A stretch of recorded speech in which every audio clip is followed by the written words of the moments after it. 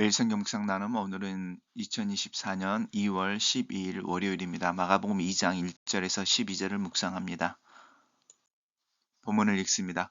수일 후에 예수께서 다시 가버나움에 들어가시니 집에 계시다는 소문이 들린지라 많은 사람이 모여서 문 앞까지도 들어설 자리가 없게 되었는데 예수께서 그들에게 도를 말씀하시더니 사람들이 한 중풍병자를 네 사람에게 메워 가지고 예수께로 올세 무리들 때문에 예수께 데려갈 수 없으므로 그 계신 곳에 지붕을 뜯어 구멍을 내고 중풍병자를 누운 상에 달아 내리니 예수께서 그들의 믿음을 보시고 중풍병자에게 이르시되 작은 자야 내 죄 사함을 받았느니라 하시니 어떤 서기관들이 거기 앉아서 마음에 생각하기를 이 사람이 어찌 이렇게 말하는가 신성 모독이로다. 오직 하나님 한 분 외에는 누가 능히 죄를 사하겠느냐. 그들이 속으로 이렇게 생각하는 줄을 예수께서 곧 중심에 아시고 이르시되 어찌하여 이것을 마음에 생각하느냐. 중풍병자에게 내 죄 사함을 받았느니라 하는 말과 일어나 상을 가지고 걸어가라 하는 말 중에 어느 것이 쉽겠느냐. 그러나 인자가 땅에서 죄를 사하는 권세가 있는 줄을 너희로 알게 하려 하노라 하시고 중풍병자에게 말씀하시되 내가 내게 이르노니 일어나 내 상을 가지고 집으로 가라 하시니 그가 일어나 곧 상을 가지고 모든 사람 앞에서 나아가거늘 그들이 다 놀라 하나님께 영광을 돌리며 이르되 우리가 이런 일을 도무지 보지 못하였다 하더라. 오늘의 본문은 중풍병자를 고치시는 예수님에 관한 이야기입니다.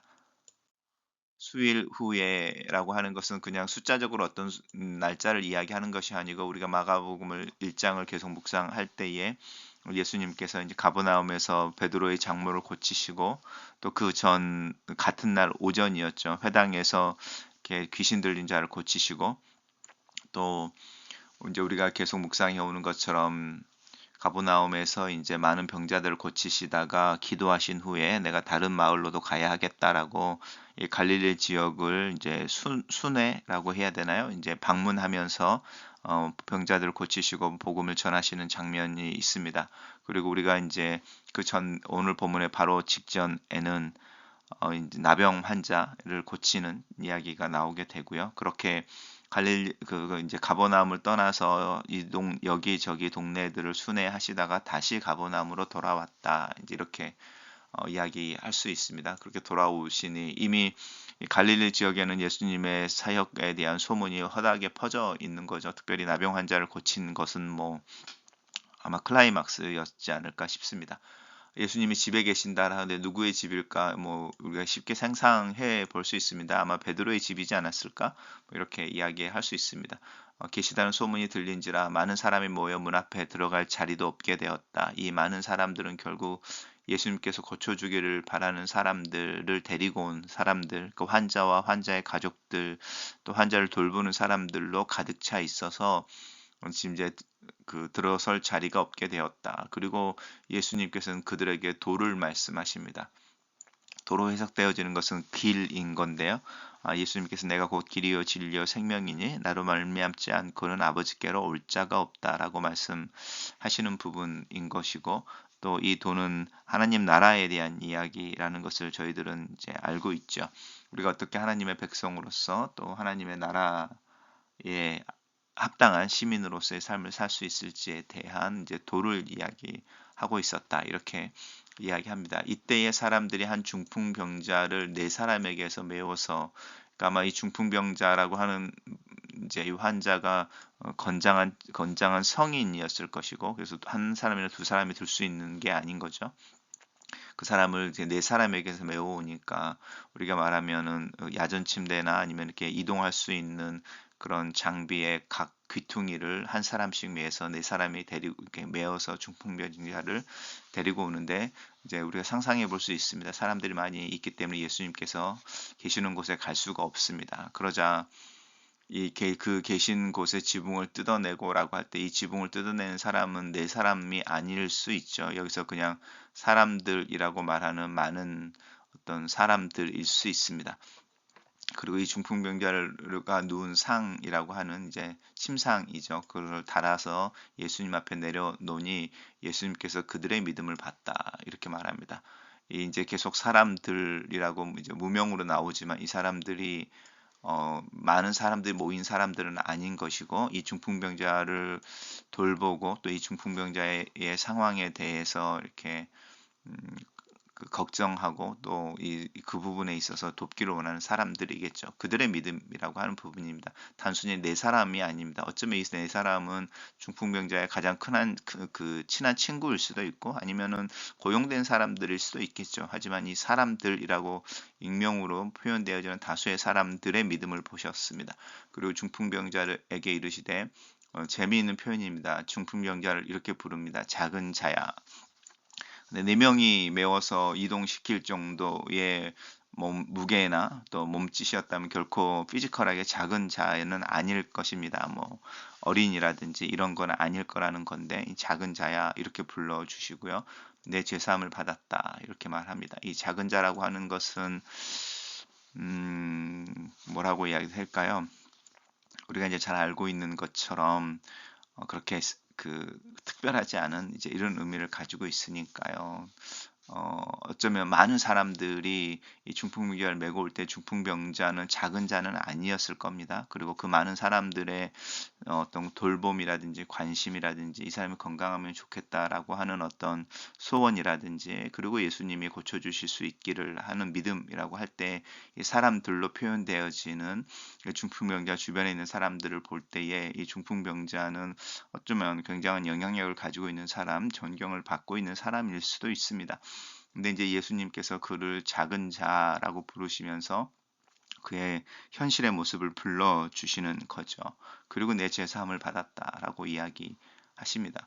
이것 또한 아이러니하죠. 왜냐하면 중풍병자인 것이고 중풍병자를 데리고 올 때 이 사람들은 그 중풍병이 고쳐지길 원하는 것이었을 텐데 예수님께서는 조금은 뚱딴지 같은 죄사함에 대한 이야기를 하고 있습니다. 그러니 결국 이제 서기관들을 이야기하는 이 서기관들은 바리새인으로 이해를 하셔도 좋습니다. 왜 서기관이라는 표현을 쓰냐면 이제 글을 읽을 줄 아는 거죠. 쓸 줄 알고 예수님 당시에 고대에는 전체 인구의 채 2%가 안 되는 이들만이 글을 읽고 쓸 수 있었습니다. 그래서 이들은 글을 읽고 쓸 수 있어서 성경을 필사한다든지 또 성경을 읽어준다든지 이런 일을 할 수 있었을 뿐만 아니라 시장터에서는 계약서를 작성해 준다든지 또 어디론가 장거리로 편지를 써야 한다든지 뭐 이러면 아니면 편지를 받았다든지 이럴 때 그런 대필 또 해석을 해주는 역할들을 하고 있던 특정한 사람들입니다. 그리고 이 사람들은 굉장히 종교적이어서 이제 구약 성경을 필사하는 일들을 주로 했고요. 그래서 어, 그 일반 사람들 사이에 섞여 있었지만 우리로 하면은 서당의 훈장님들처럼 아니면은 그 유생이라고 하는 그 관직에 나가지는 않았지만 그 로컬이라고 하는 지역 사회에서 굉장히 박식하고 또 학식이 있어서 존경을 받는 단지 사회적으로뿐만이 아니라 특별히 더 종교적으로 이렇게 이야기하는 사람들입니다. 그래서 이 서기관들이라고 하는 그래서 성경에서는 이렇게 표현하기도 하고 율법을 가르치는 선생님들 이렇게 이야기하기도 합니다. 그들이 당연히 이제 종교적인 관점에 이 사람들 지식을 가지고 있고 또 이제 크리티컬하게 생각을 하는 사람들이어서 바로 나오죠. 이 사람은 예수님을 의미하는 거죠. 신성모독이다라는 거죠. 왜냐하면 하나님을 이렇게 욕보인다라는 게 신성모독인 거니까요. 왜냐하면 하나님 한 분만 가지고 있는 권세인데 하나님 한 분만 가지고 있는 권세인데 사람이 그 권세가 자기에게 있는 걸로 있는 것처럼 이야기하고 사용하니까 그래서 이제 이것에 대한 논쟁들이 예수님의 사역 속에서 또 생애 속에서 계속 일어나게 되죠. 특별히 이제 성전에서 예수님이 어떤 일들을 하고 있을 때 예를 들어서 성전에서 장사하는 사람들 다 쫓아낸다든지 또 그 성전 안에서 가르친다든지 이러실 때에 예수님에게 이제 예수님의 권세에 대해서 계속 질문을 던지는 거죠. 그것과 같은 맥락이라고 할 수 있습니다. 신성모독이다. 왜냐하면 하나님 한 분만이 가지고 있는 죄사함의 권세를 사람이 돼서 자기가 가지고 있는 것처럼 말을 하고 있으니까요.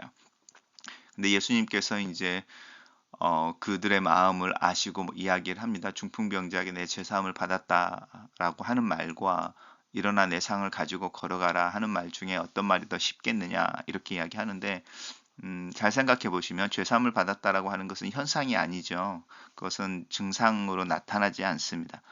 그래서 눈에 보이지 않는 것이어서 사실은 사람들의 외모라든지 사람들의 평가라든지 사람들의 시선을 의식하는 사람들은 상을 가지고 걸어가라라고 하는 건 즉시로 그 현상이 나타나야 되는 거죠. 이 중풍병자가 일어나야 되는 거고 누웠던 그 침대를 가지고 걸어갈 수 있어야 되는 건데 이 말을 했는데 아무런 일도 일어나지 않으면 낭패인 거죠. 그래서 사람들을 의식하는 사람들에게는 죄사함을 받았다라고 하는 이야기가 훨씬 더 쉬운 말일 수 있습니다. 왜냐하면 현상이 나타나지 않아도 되는 거니까.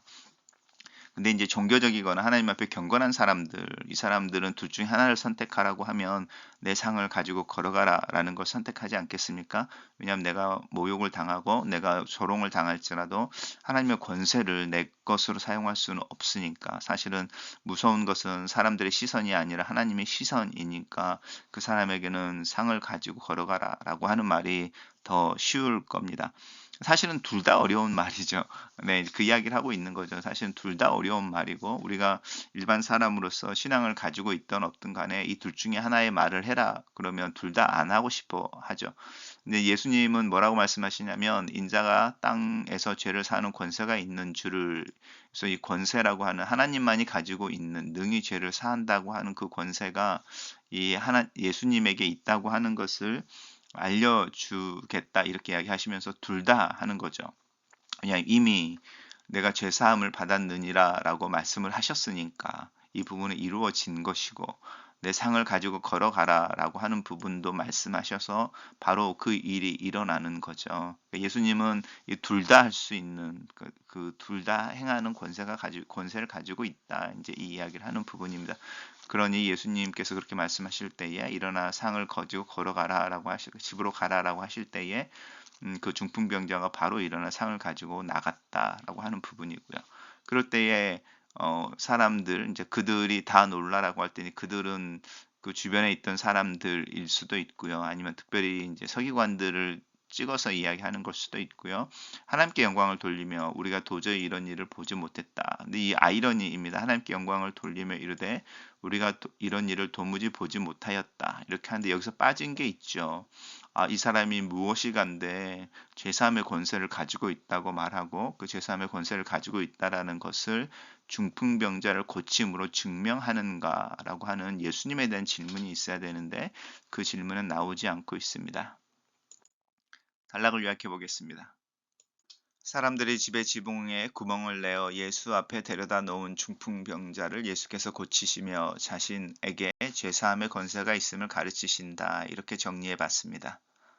첫 번째 묵상 나눔입니다. 예수님 앞으로 중풍병자를 데려가기 위해 수단과 방법을 가르지 않는 사람들의 추진력을 믿음으로 간주해 주십니다.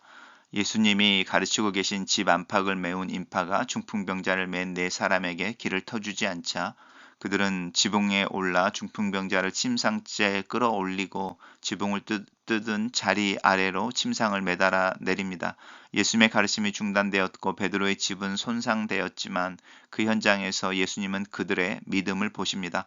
예수님께 가면 병이 낫겠다는 개인의 신념이 아니라 친구의 회복을 위해 행동을 도모하는 공동체의 헌신, 길이 막혀 있는 현실에 굴하지 않는 강단, 모험적인 길을 만들어내는 과감함, 친구를 위해 지붕에 오르고 그런 친구들에게 기꺼이 몸을 맡기는 신뢰를 믿음이라 칭해 주십니다. 체면이나 염치, 사회적 통념 안에 갇혀서는 이 세상 가치관을 전복하고 하나님 나라를 받아들일 수 없으므로 예수님 곁에 오기 위해 상식과 관습을 거스리는 용기, 삶을 삶으로 옮겨내는 결단력을 보신 것입니다. 영혼의 중풍병을 앓고 있는 누군가를 위해 내가 믿음으로 실천할 일은 무엇입니까? 중풍병자에게 내 죄 사함을 받았느니라 말씀하십니다. 예수님의 치료 사역이 단순한 기적이 아니라 인간의 고통과 질병, 죽음의 원인인 문제를 해결하는 권세를 가진 사역임을 밝히신 것입니다. 서기관들은 그런 신성모독적인 말을 하지 말고 병이나 고칠 것이지 하고 생각하자 예수님은 제3의 말과 병 고침의 선언 중에 어느 것이 더 어려우냐라고 물으십니다. 결과로 입증함에 있어 더 어려운 것은 병 고침의 기적을 베푸실 때는 가만히 있더니 겉으로 결과가 드러나지 않는 더 쉬운 일인 사제의 말 앞에서는 반기를 드는 그들의 모순을 지적하신 것입니다. 주님은 더 어려운 일인 중풍병자를 치료하는 기적을 이루셔서 말에 불과할 수 있는 사제 역시 실제로 이루어져 있음을 입증하십니다. 하늘에서 하나님 한 분만 행하실 수 있는 죄사함의 권세를 땅에서도 행하실 수 있는 유일한 사람 인자이심을 확언하십니다. 글로스는 기도입니다. 예수 그리스도 안에서 믿음으로 하루를 시작합니다. 죄사함의 권세가 있는 그리스도 예수의 은혜와 이름 아래에 섭니다. 그리스도의 삶과 사역, 죽음과 부활을 통해 나에게 주어진 이 치유와 용서의 능력이 내 삶 전 영역에서 나를 회복시키며 성숙시키기를 기도합니다. 예수님의 이름으로 내 주변에 있는 이들의 짐을 나눠줄 수 있는 용기를 위해 기도합니다. 또 내 짐을 함께 나누어지는 동역자들을 위해 기도합니다. 혼자가 아니라 함께 있게 하시는 가족들과 교회 식구들을 위해 기도합니다. 믿음으로 사는 하루 잠깐 하나님을 기억하며 주님 앞에 머무르는 여유로움이 있는 또 그것을 누리는 하루가 되게 도와주시옵소서. 예수님 이름으로 기도합니다. 아멘.